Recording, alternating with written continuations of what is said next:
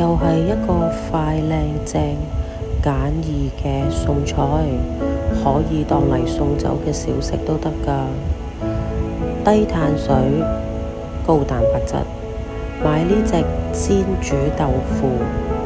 盡量用呢個廚房紙吸收晒啲水分，跟住就將個豆腐切成四方一嚿嚿。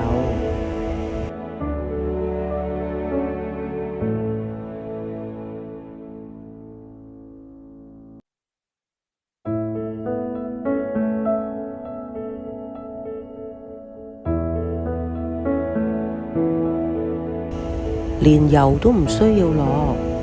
跟住就將呢個巴馬臣芝士平鋪喺隻鑊上邊，跟住呢，就將啲豆腐一嚿嚿擺喺上面。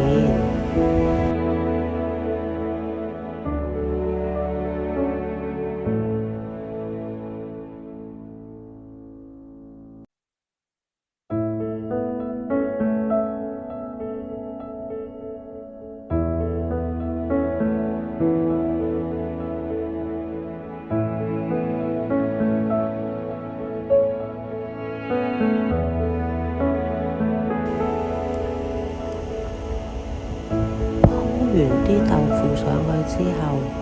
跟住你就會發覺啲芝士開始溶，同埋有少少燶邊㗎啦。咁當然其實可以放一面芝士都足夠，但係我就嗰晚想用埋嗰包芝士，所以呢，我就中途起咗去擺落隻碟度，再鋪多一浸芝士，再擺返啲豆腐上去，咁所以呢個豆腐呢，兩面都有芝士，好好食㗎，酥酥脆脆咁。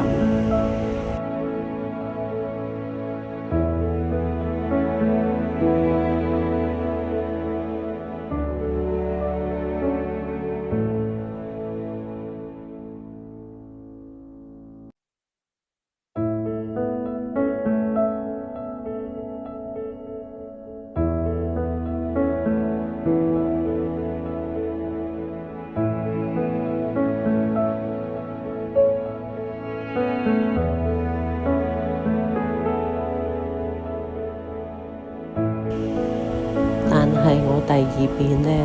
就應該唔係好夠芝士啦，所以呢，有少少位置係冇芝士嘅，不過唔緊要啦，我嗰晚食完之後都好飽啦。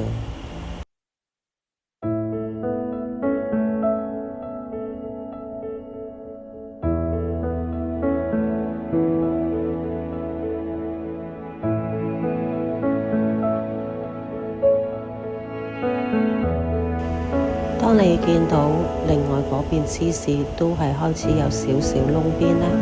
其實就可以上碟㗎啦。咁當然你可以配啲唔同嘅醬汁去食啦，但係因為呢個芝士比較鹹呢，所以我都係就咁揼咗啲葱花上去咋，真係幾好味㗎，酥酥脆脆咁。